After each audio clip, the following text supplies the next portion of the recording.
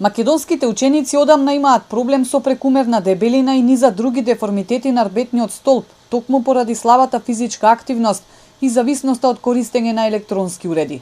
Сега со онлайн учењето последиците можат да бидат уште поголеми, алармираат специјалистите по училишна медицина. Повторно седење дома и пак пред паметни уреди. Лекарите велат дека родителите мора да настојуваат децата да бидат физички активни најмалку 2 часа дневно.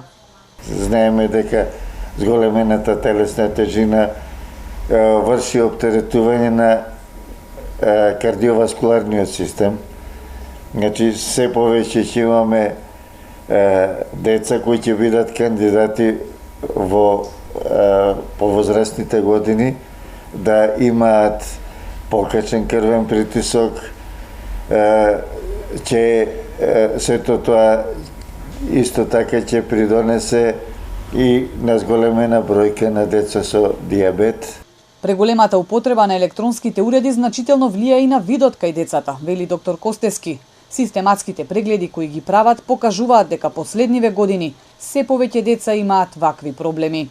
На систематските прегледи додека ги спроведувавме, значи се забележа токму со тоа користење на компјутерите, на мобилните телефони, на фаблетите, таблетите, лаптопите, значи сето тоа доведе до зголемена бројка на деца што имаат пореметување на видот.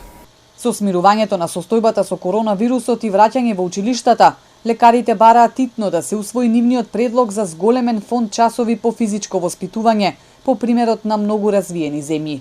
Оти, ако продолжи ваквото темпо на живот кај младите, ќе донесе генерација на дебели и нездрави деца.